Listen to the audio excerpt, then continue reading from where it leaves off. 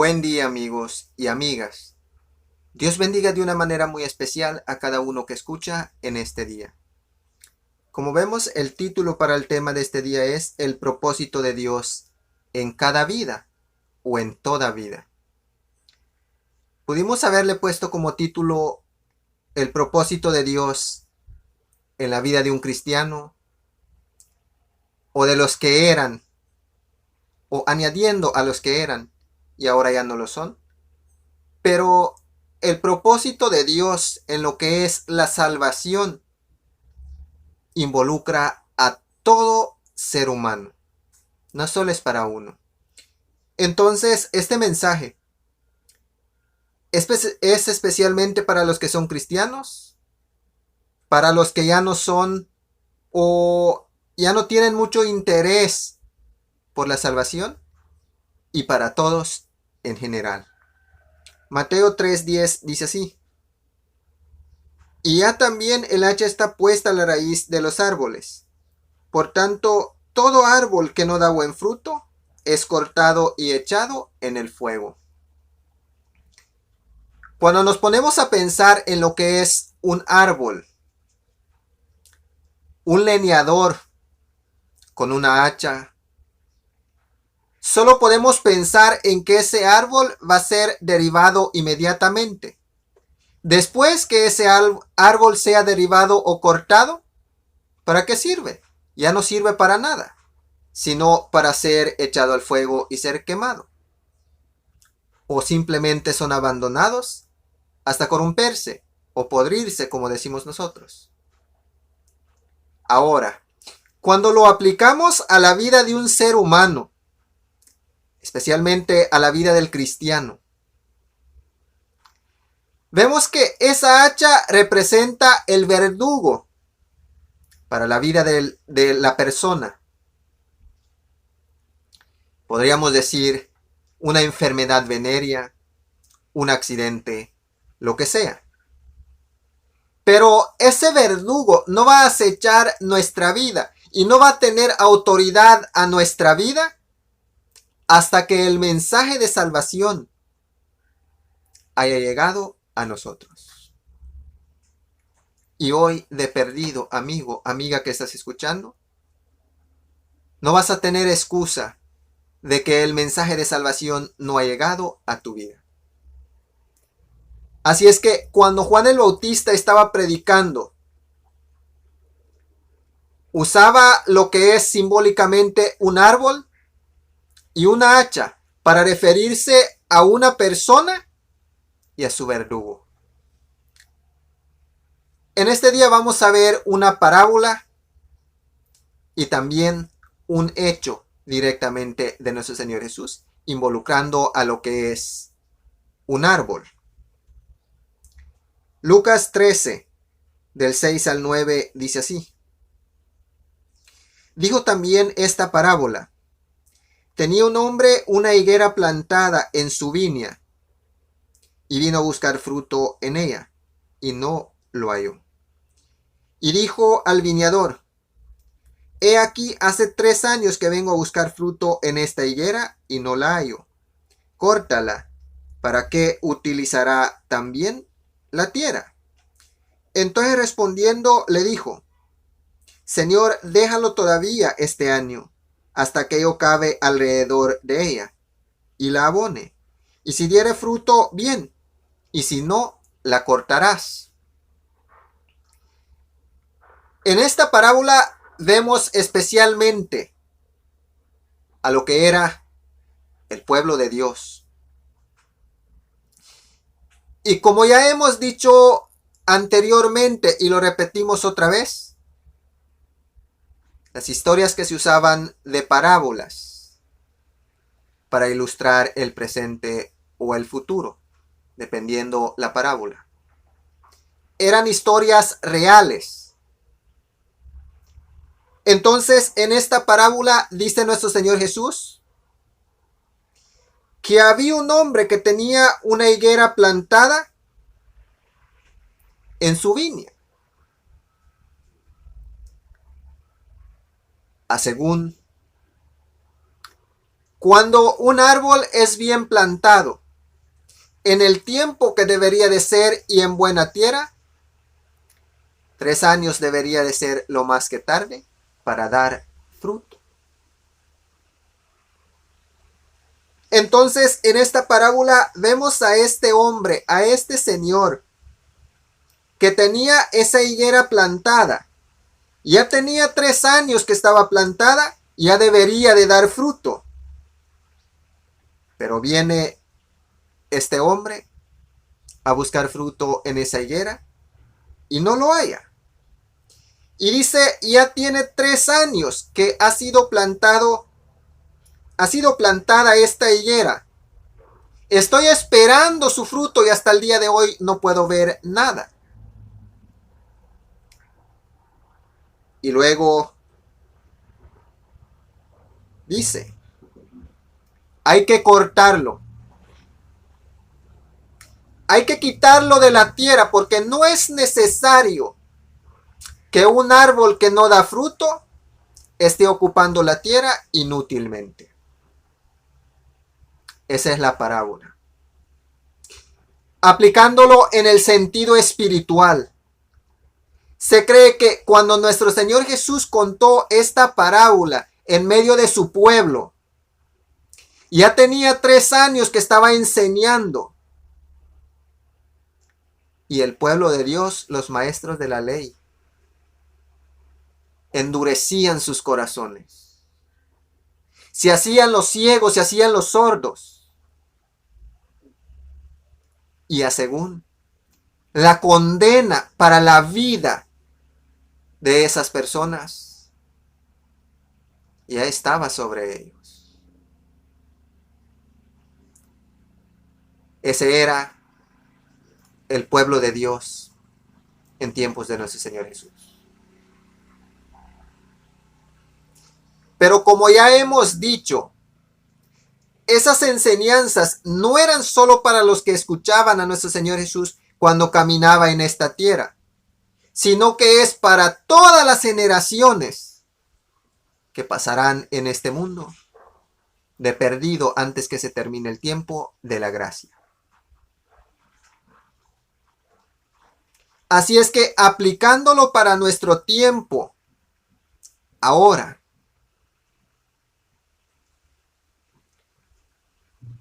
las personas que han creído en el mensaje de salvación, han aceptado a Cristo Jesús como la salvación de Dios, han sido bautizados en el nombre del Padre, del Hijo y del Espíritu Santo, o en el nombre del Hijo, en el nombre de Cristo Jesús. Ya han estado 3 años o más que eso en la iglesia y no han aprendido nada. Nada han aprendido. Llevan el peligro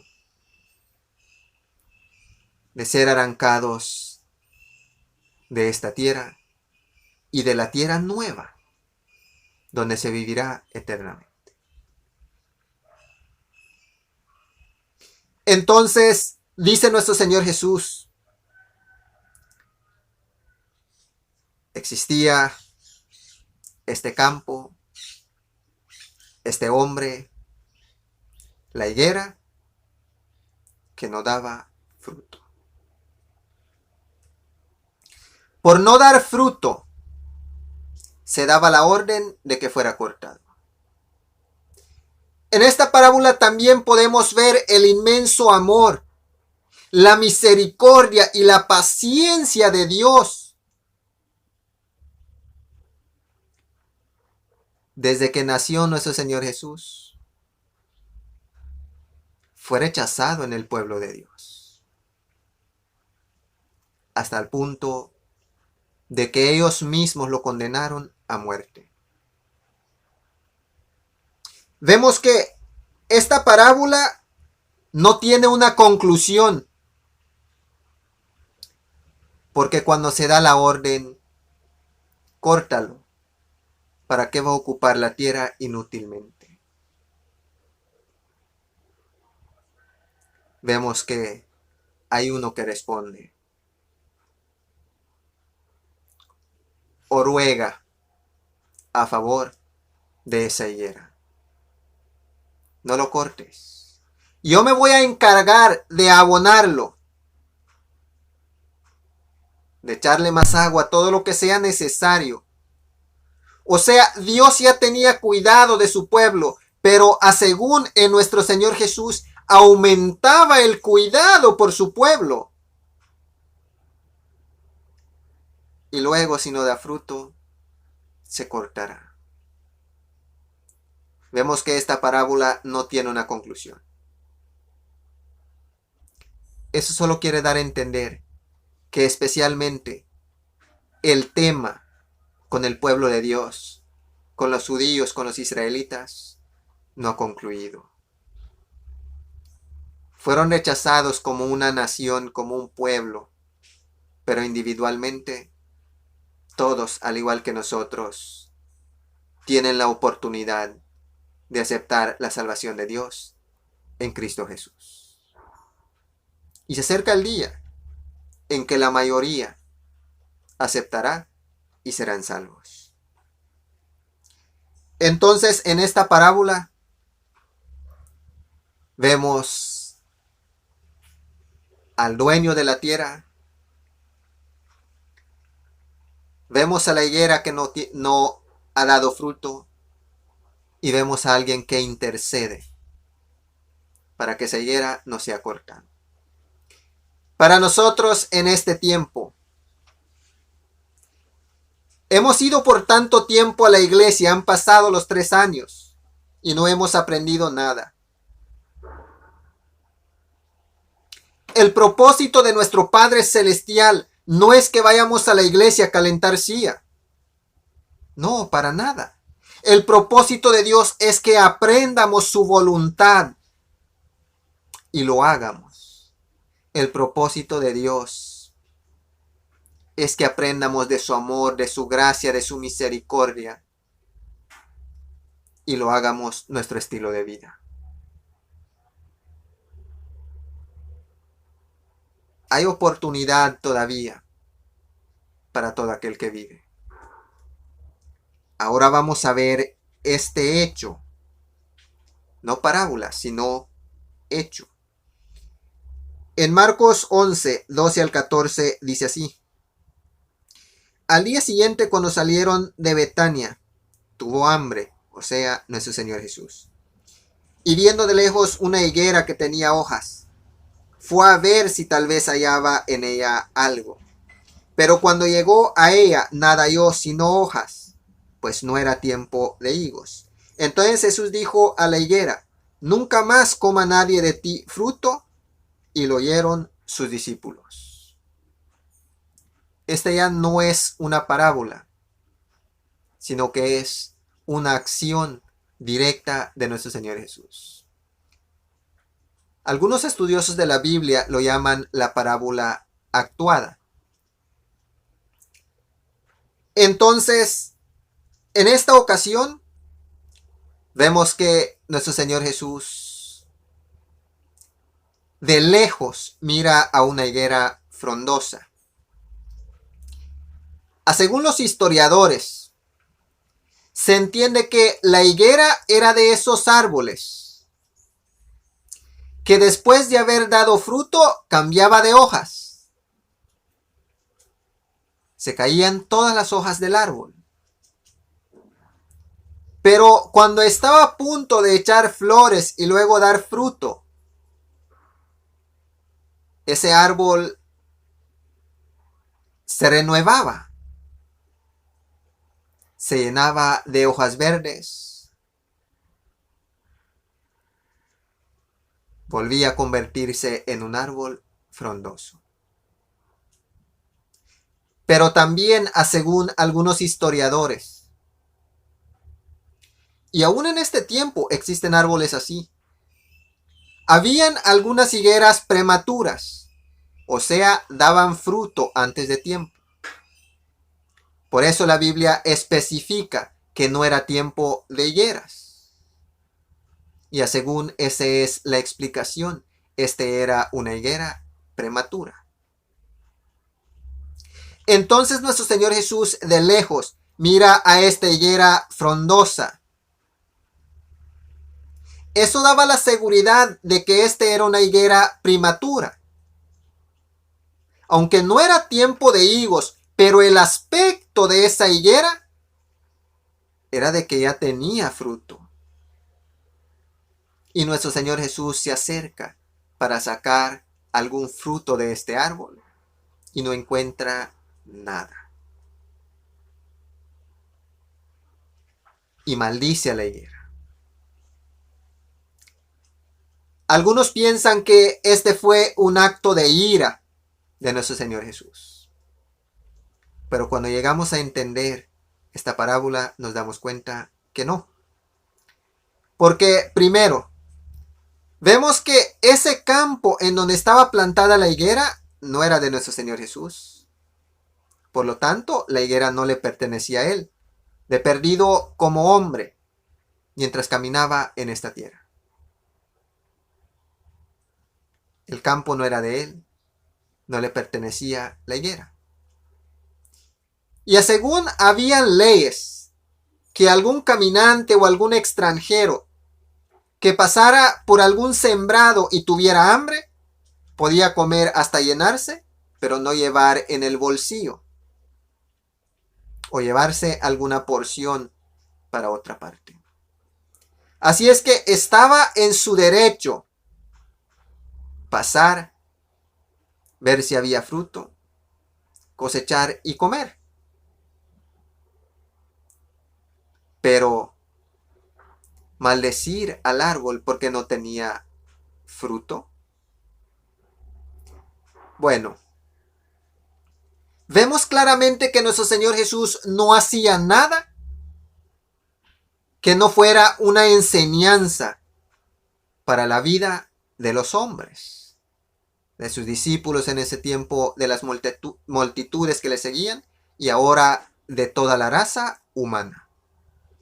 Entonces, el mensaje en este árbol, en esta higuera, de igual manera, principalmente se refería directamente a los judíos.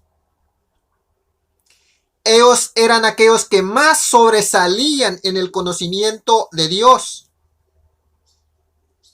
Ellos eran los que más conocimiento tenían de lo que es la salvación de Dios.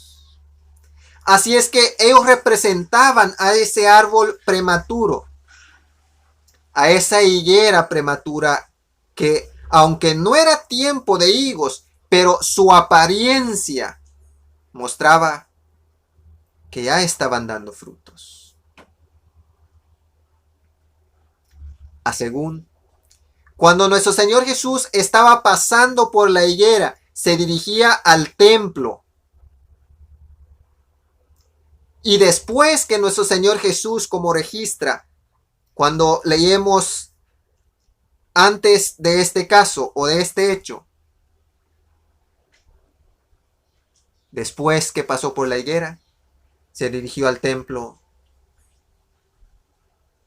limpió la casa del Padre, correteando a los vendedores y a los cambistas que habían tomado la casa de Dios como un mercado, una cueva de ladrones, como dice en algunas versiones. Después de mostrar su autoridad, regresa él y sus discípulos y pasan otra vez por donde estaba la higuera. Y dice Marcos 11, 20 al 21. Y pasando por la mañana vieron que la higuera se había secado desde las raíces. Entonces Pedro, acordándose, le dijo: Maestro, mira, la higuera que maldijiste se ha secado. Entonces, cuando nuestro Señor Jesús le decía a la higuera: nadie más vuelva a comer fruto de ti, en el sentido literal era: tú ya no vas a seguir engañando a ninguno con tu apariencia. Y en el lenguaje espiritual era de que este pueblo ya no es el pueblo de Dios específicamente, como un pueblo ya pronto dejarían de existir para Dios. No queremos decir que todos o que ninguno ya no tiene esperanza, pero sí, como pueblo, ya no tenían el favor de Dios. Hasta como el día de hoy, la salvación es aún para los judíos, pero individualmente, ya no como un pueblo. Entonces, en la maldición de esa higuera, se veía reflejado el pueblo de Dios. Los judíos, los israelitas. Mateo 23:38 dice así: He aquí vuestra casa os es dejada desierta. Según se cree que el capítulo 23 del Evangelio de Mateo fue lo último que nuestro Señor Jesús pudo predicar en medio de todos, especialmente los escribas y los fariseos, los ancianos y los maestros de la ley. Porque en este capítulo 23 vemos condenaciones, ayes y maldiciones. Según se cree que desde eso, nuestro Señor Jesús ya no entró más en lo que es la congregación de los escribas y los fariseos, los ancianos y maestros de la ley. Porque después de que nuestro Señor Jesús habló lo que registra Mateo 23, su caso estuvo resuelto entre su pueblo. Ya no les quedaba ninguna duda que lo querían condenar a muerte.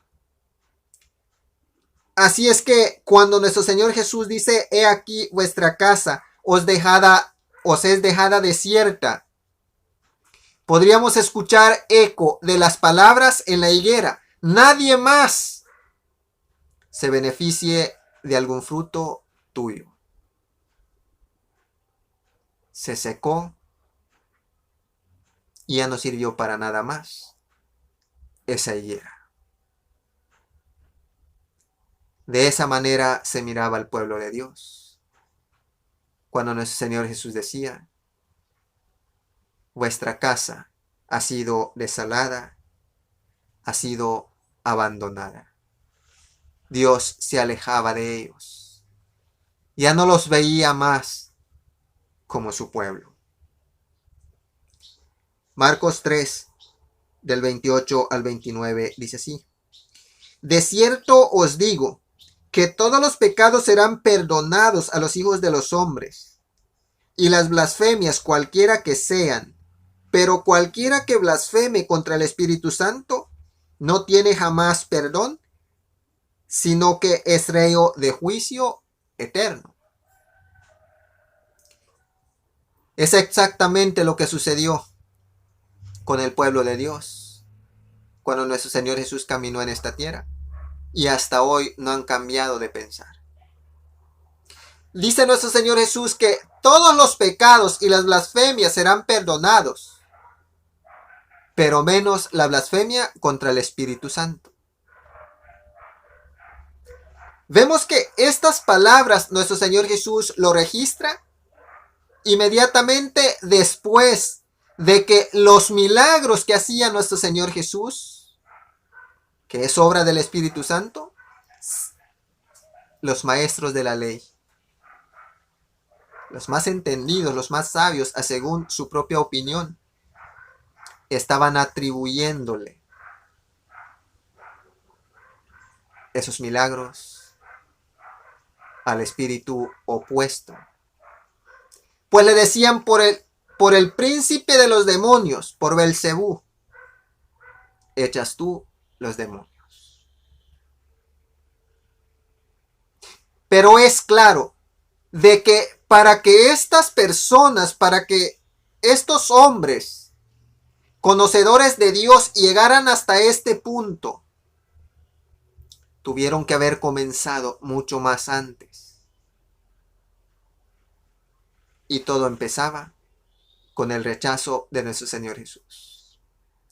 En el momento que ellos rechazaban a nuestro Señor Jesús, el orgullo se apoderaba del corazón de ellos. La torpeza los enceguecía y los ensordecía. Ya no miraban ni escuchaban espiritualmente. Y así fueron amargándose hasta que perdieron la conciencia de lo que era Dios y llegaron al punto de blasfemar al Espíritu Santo. En el momento que ellos blasfemaban contra el Espíritu Santo, en ese momento se acababan las oportunidades de que ellos sean salvos. Así es que la blasfemia del Espíritu Santo en este tiempo sería rechazar el mensaje desde un principio. Nuestro Señor Jesús fue rechazado desde un principio. Y aquellos quienes lo rechazaron terminaron atribuyendo la obra del Espíritu Santo al espíritu de demonios. Así terminó el pueblo de Dios. Para nosotros en este tiempo, es especialmente para las personas que han tenido la oportunidad de conocer a Dios, han conocido las leyes, los mandamientos de Dios, y el Espíritu Santo nos habla en la mente en todo tiempo. En esto andas mal, en lo otro andas mal. Y cuando nosotros empezamos a batallar o a librar esa batalla con nuestra conciencia en donde nos habla el Espíritu Santo y rechazamos ese llamado, hacemos lo que queremos, llega el momento en que el Espíritu Santo se aleja. Y es cuando a lo bueno llamamos malo y a lo malo llamamos bueno. Y esa es la blasfemia contra el Espíritu Santo. Juan 16, 7 al 9 dice así. Pero yo os digo la verdad, os conviene que yo me vaya, porque si no me fuera el Consolador, no vendría a vosotros. Mas si me fuere, os lo enviaré, y cuando Él venga convencerá al mundo de pecado, de justicia y de juicio. ¿Quién es el que convence al mundo de pecado? Y reduciéndolo a cada persona, ¿quién es el que convence a la persona de pecado? Es el Espíritu Santo el que te convence de pecado. Así es que cuando el Espíritu Santo te habla por medio de tu conciencia y te dice en esto andas mal, si quieres heredar el reino de Dios debes obedecer.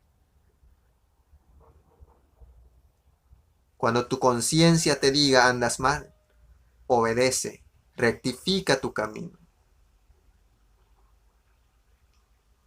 Quizá alguna persona o algunas personas tengan la duda. ¿Será que yo he blasfemado contra el Espíritu Santo? Se cree que mientras haya esa duda en el corazón, no se ha cometido ese pecado. Porque cuando se comete ese pecado ya no hay conciencia.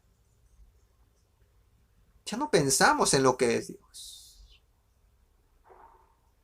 Hoy cuando miras a tu alrededor, querido amigo, querida amiga, aquel que antes estuvo en el púlpito con un micrófono predicando la palabra de Dios, ahora anda con una botella en su mano. Aquellos que veían con desprecio el adulterio, ahora se publican con una pareja que no es su cónyuge. Aquellos que estaban predicando no robarás, ahora están yendo a la corte por robo. Ese es la blasfemia al Espíritu Santo, cuando ya no sientes vergüenza por el pecado. A lo malo llamas bueno, que hasta lo publicas, y a lo bueno llamas malo. El pecado lo publicas, pero la palabra de Dios lo escondes, como aquel que recibió un talento y lo escondió. No hizo nada. Esa es la blasfemia contra el Espíritu Santo. Y cuando llegas a ese punto, querido amigo, querida amiga, hermano, hermana que estás escuchando, ya no tienes oportunidad. ¿Qué oportunidad vas a tener si llegas a esa conclusión de que lo que estás haciendo es bueno? ¿Quién te va a convencer si el Espíritu de Dios ya se ha alejado de ti? Cuando vemos lo que es la Biblia, en algunos pocos pasajes bíblicos encontramos de que Dios le endureció su corazón. Cuando muchas personas leen pasajes bíblicos como este, piensan lo mismo que en nuestro Señor Jesús cuando maldecía a la higuera y se secaba. Fue culpa de Dios. Eso no es verdad, no es culpa de Dios que el hombre reciba maldición en vez de bendición. Porque Dios dice, obedece y estas bendiciones vendrán para tu vida. Dios dice, escoge la bendición, que es obedecerle. Pero tristemente tú no lo escoges. Y la dureza del corazón consiste en el alejamiento del Espíritu Santo. Ya no tienes conciencia. Ya no te importa. Publicas el pecado como que fuera tu comida favorita o tu bebida favorita. Dice, de pecado por cuanto no creen en mí, dando testimonio Cristo Jesús de sí mismo. O sea, la blasfemia contra el Espíritu Santo consiste en rechazar todo lo que tiene que ver con Dios, empezando con Cristo Jesús. Dice claramente nuestro Señor Jesús que el Espíritu de Dios convence al mundo de pecado y el pecado tiene que ver con el rechazo a Cristo Jesús. Todo empieza con el rechazo a Cristo Jesús. Así es que si te damos la invitación a que seas salvo y no lo aceptas, estás en peligro de blasfemar al Espíritu Santo.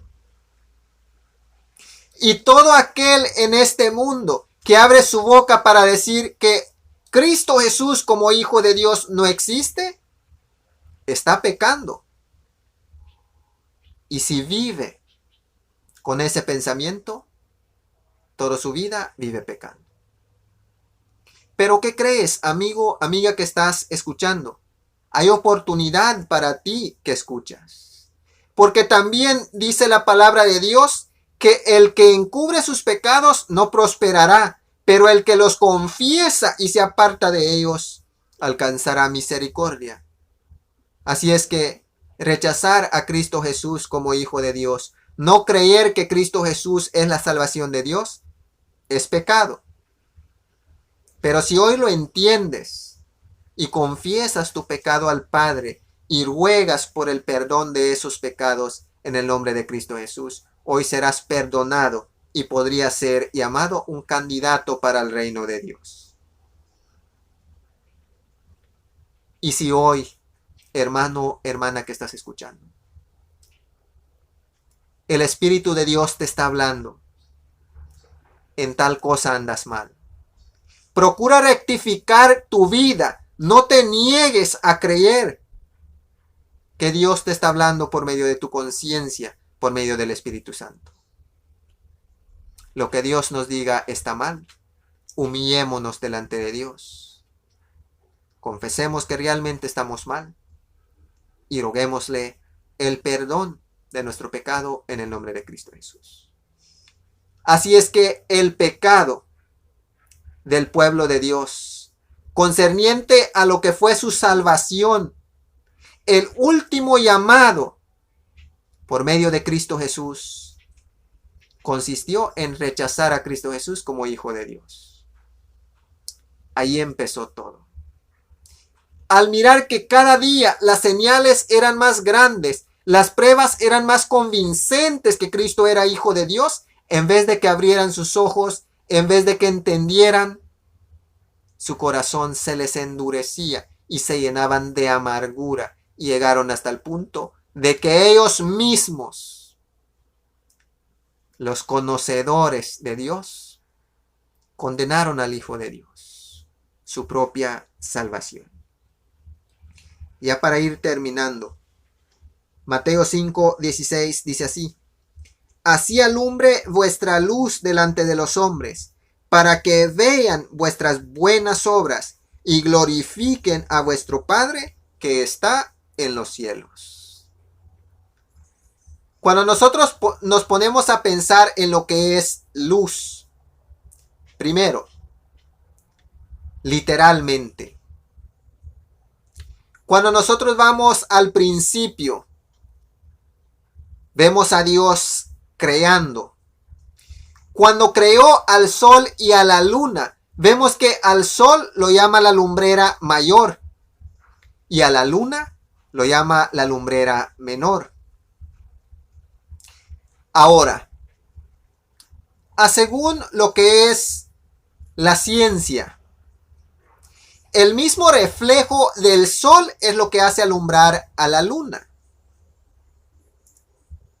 Cuando nosotros entendemos lo que es ser un cristiano, dice nuestro Señor Jesús: yo soy la luz del mundo. Cristo Jesús es la luz del mundo. Eso quiere dar a entender que entre lo que es el cristianismo, Cristo Jesús es la lumbrera mayor.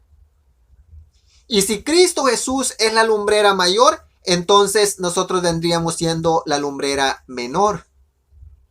Comparando el sol con la luna, el reflejo del sol en la luna lo hace brillar.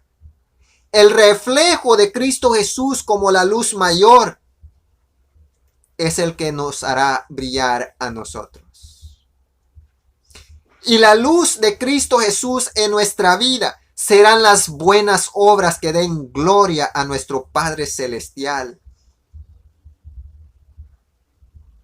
Esos son los frutos que Dios espera de nuestra vida. Frutos de buenas obras, porque son los frutos que dan gloria a nuestro Padre Celestial. Nuestra buena actitud, nuestras buenas palabras, nuestra amabilidad, dar limosna a los pobres, ayudar a los necesitados en la necesidad que tengan mientras esté a nuestro alcance, dar de comer del alimento espiritual a los que tienen hambre y sed de justicia, que se revela por medio del Evangelio de salvación. Eso y muchas otras cosas más. Pero siempre pensando en que todo lo bueno que yo pueda hacer, mientras yo lo haga, estaré dando gloria a nuestro Padre Celestial. Esos son los frutos que Dios desea de nuestra vida. Así es que nuestras buenas obras son los frutos que nuestro Padre Celestial, que nuestro Señor Jesús espera hallar en nuestra vida. Nuestro Señor Jesús no desea que seamos como aquella higuera que aquel hombre tenía plantado, pero no daba frutos, que ya estaba en peligro de ser cortado y echado al fuego. Nuestro Señor Jesús no quiere que seamos como aquella higuera que tenía apariencia de ya tener frutos, pero cuando fue a buscar no encontró nada. Nuestro Señor Jesús no quiere que llevemos esa maldición. No quiere que nos sequemos y al final seamos reducidos en ceniza o en corrupción. Nuestro Señor Jesús no desea eso. Desea que tú y yo, hermano, hermana, que estás escuchando, reflexionemos, que le demos la oportunidad a Él, que haga brillar su luz en nosotros y se vea por medio de las buenas obras, así como Él lo hizo, que nosotros también lo hagamos en este tiempo. Y a ti, amigo, amiga que estás escuchando, porque la salvación es para ti también, que hoy no cometas el pecado o empieces el proceso de la blasfemia contra el Espíritu Santo, rechazando a nuestro Señor Jesús, que es Él quien te invita por medio de su palabra a que hoy le aceptes como la salvación de Dios. Hoy es la oportunidad de ser salvos. Hoy es la oportunidad de hacer las cosas bien. Hoy es la oportunidad de humillarnos delante de Dios y rogarle que deje brillar su luz de Cristo Jesús en nuestra vida. Y como resultado, nuestras obras sean buenas y por medio de nuestras obras, nuestro Padre Celestial sea glorificado.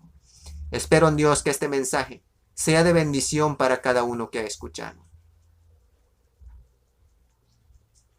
Que el amor, la gracia, la paz, la misericordia y toda bondad de parte de nuestro Padre Dios, el Todopoderoso, sea con cada uno que ha escuchado en este día, en el nombre de nuestro Señor Jesús. Les deseamos un feliz día y gracias por su tiempo.